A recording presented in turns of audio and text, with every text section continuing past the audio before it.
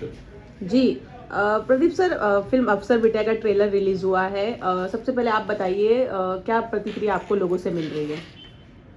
सबसे पहले आपके चैनल के माध्यम से मैं तमाम दर्शकों को सादर प्रणाम करता हूं। और ये जो अफसर बिटिया का ट्रेलर आया है, व्यूज हालांकि अभी आ रहे हैं, लेकिन जितने भी आए हैं और जितने कमेंट्स आए बहुत पॉजिटिव है, बहुत उत्साहवर्धक है। और अंदर ही अंदर ऐसा लग रहा है कि अगर लोग मुझे इस कारण से भी चाहते हैं कि मैं इस तरह का काम करूं तो आगे भी करूंगा।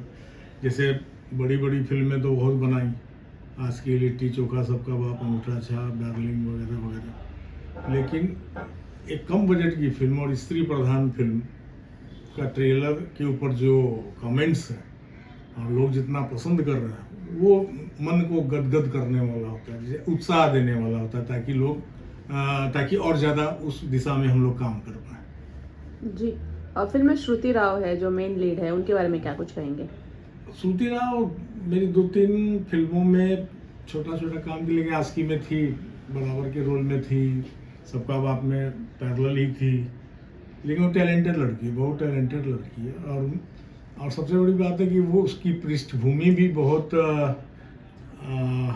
बिलो द वो था, तो और आर्टिस्ट अच्छी है, सब कुछ अच्छा है, तो वो उन सब चीज़ों को झेली हुई है कि जो चीज़ मैंने फिल्म में दिखाने की कोशिश की, तो वो सारी चीज़ उसने खुद, उसके परिवार ने झेला हुआ है। तो ये मेरे को लगा नेचुरल है कि इसको लेंगे तो जो अंदर के गुबार इसने सहे हैं वो अच्छे से निकल के आएंगे। और आज उसकी तारीफ इसी बात के लिए हो रही है कि एकदम नेचुरल एक्टिंग किया। प्रदीप शर्मा जी, संघर्ष तो आपके जीवन में भी कम नहीं रहा, बहुत संघर्ष रहा आपके जीवन में, अभी भी है। आप शोमैन इंडस्ट्री का बनने से पहले, 15-16 फिल्में करने से पहले, आप बहुत, हम सबको पता है कि आप बहुत गरीब परिवार से आते हैं। आपके पिताजी बेसिकली ट्रक ड्राइवर हुआ करते थे, और उसके बाद वहां से एक ट्रक ड्राइवर के बेटे के शोमैन बनने की जो जर्नी है, ये भी अपने आप में आसान नहीं थी। तो संघर्ष तो आपने भी बहुत किया है। भाई साहब किया, लेकिन ये शोमैन मेरे को मत बुला करो यार, बहुत लोग चिढ़ते हैं, बहुत लोग मेरे पीछे पड़ जाते हैं, समझो बात को। शोमैन मेरे काम, शोमैनशिप मेरे काम की देखो, मेरे को बोलने की ज़रूरत नहीं है। तो और रहा सवाल मेरी ज़िंदगी का सवाल, तो आपने बिल्कुल सही कहा, वो ट्रक ड्राइवर ही थे, मूंगफली भी उन्होंने बेची थी, पेट्रोल पंप पर पेट्रोल भी भरा था।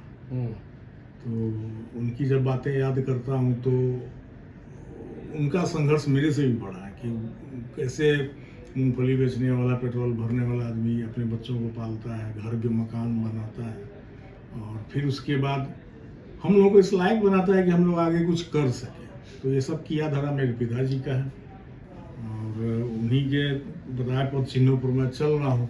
और उनकी नसीहत है कि जो करना है अच्छे से करो, एक ही दिशा में करो, या मतलब भटको मत, भागो मत।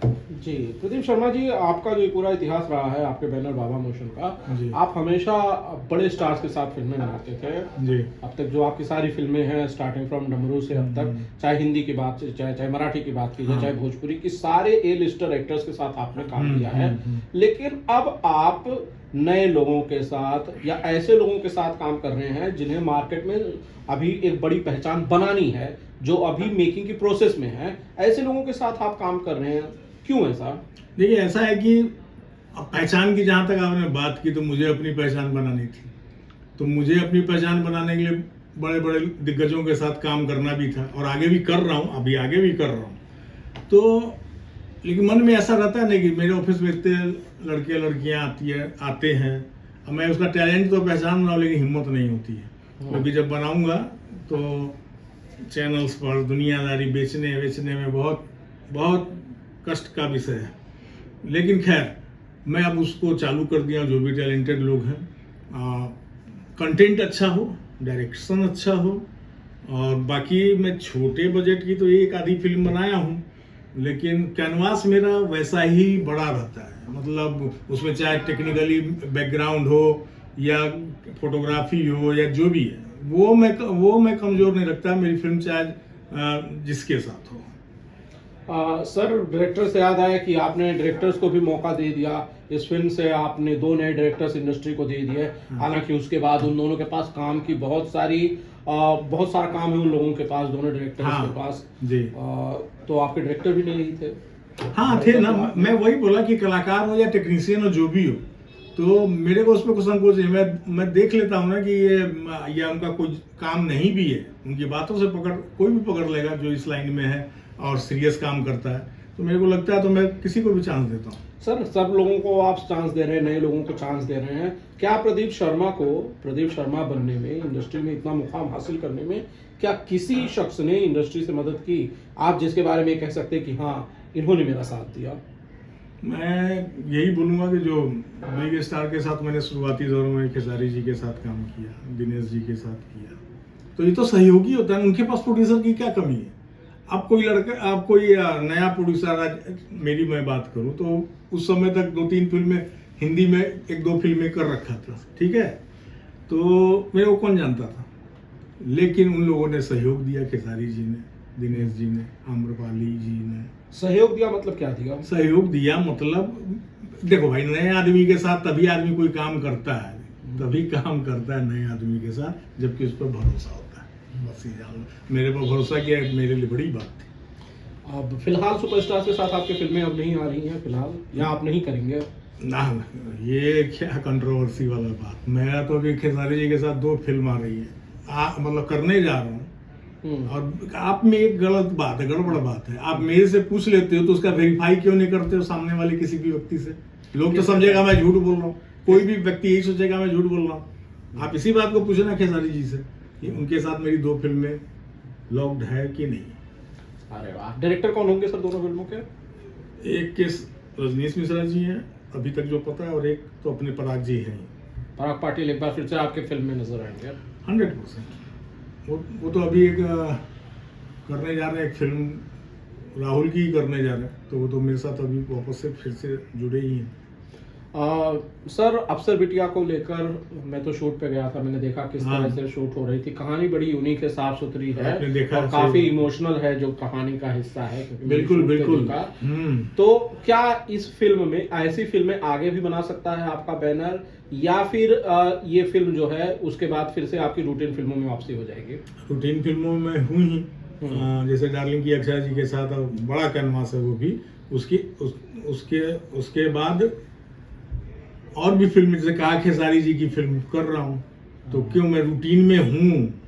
आप मेरे को ये मत, वो दोनों दायरा अलग नहीं है। फिल्म मेकिंग यानी अच्छी फिल्म बनाना, अब उसमें ना बजट की बात करो ना स्टार कास्ट की बात करो, कंटेंट की बात करो, हर कंटेंट सुपर हिट है।